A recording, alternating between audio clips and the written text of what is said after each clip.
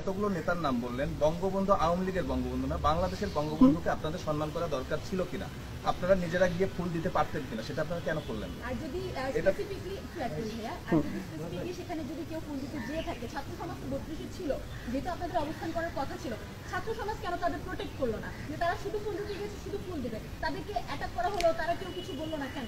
আচ্ছা ভাই, মানে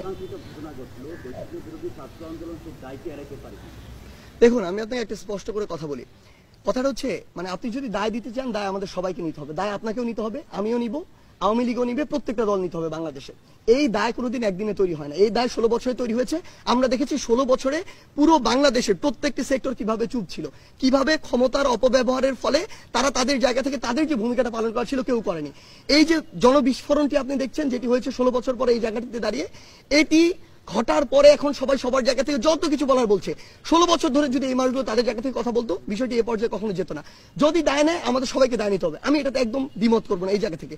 কিন্তু আপনি যদি দায় দেন, কোন নির্দিষ্ট একটি গোষ্ঠীকে দিতে পারবেন না। কেন দিতে পারবেন না? কারণ আমরা দেখেছি, আমরা যখন ডিবি হেফাজতে ছিলাম, আমাদের সাথে যেগুলো হয়েছে মিডিয়া সেগুলো প্রকাশ করতে পারেনি। কেন? হয়তো এমন হতে পারে করতে দেওয়া হয়নি, কিন্তু পারেনি তো, এটাই তো বাস্তবতা। আমরা দেখেছি সরকার তার ক্ষমতার অপব্যবহার করে আমাদেরকে হেফাজতের নামে 6 দিন আটকে রাখা হয়েছে। একটা মানুষকে 24 ঘন্টার বেশি জিজ্ঞাসাবাদের জন্য কোনদিন আটকে রাখা যায় না। সেটাতে এই যে একটি প্রেসার ক্রিয়েট করার যতটুকু বিষয় ছিল, সেটি করা হয়নি। আমরা দেখেছি আমাদের আন্দোলনের সময় অসংখ্য সংবাদ সম্মেলন আমরা করেছি, বাংলাদেশের বর্তমান যে প্রচলিত মিডিয়া সিঙ্গেল একটিতে কোনো কিছু আসে নাই। তার মানে আপনাদের যতটুকু পালন করার কথা ছিল আপনারা করেননি, ওই দায়িত্বটা আপনার উপর বর্তায়। সেম ভাবে আমি কর্মসূচি ঘোষণা দিয়েছি, আমার কর্মসূচি আমি ধরে নিচ্ছি যে বিভিন্ন মানুষজন সেখানে তাদের রাজনৈতিক উদ্দেশ্য বাস্তবায়ন করার জন্য বা দেশকে অস্থিতিশীল করার জন্য, ইভেন ইফ আওয়ামী লীগ, ছাত্রলীগ, যুবলীগ, তাদেরও অসংখ্য মানুষজন বিভিন্ন ছদ্মবেশে ওখানে ছিল এই কারণে যে তারা একটি অস্থিতিশীল অবস্থা তৈরি করতে চায়।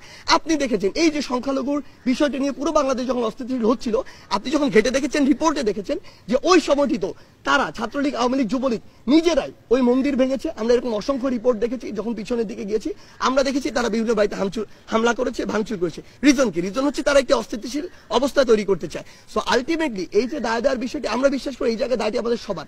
তবে আমরা এটুকু বলছি, আপনি যেটি বললেন যে এই সব পালন করার উচিত কিনা, আজকে 2024 সালের এই গণঅভ্যুত্থানে আওয়ামী লীগের যেসব নেতাদের উপরে আমি বলছি যে অত্যাচার হয়েছে, ধরে নিলাম তারা দেশ ছেড়ে পালিয়েছে, তাদেরকে মামলা দেওয়া হয়েছে, এই যে ঘটনাগুলো হয়েছে, এটার জন্য কি এখন আমরা শোক পালন করব?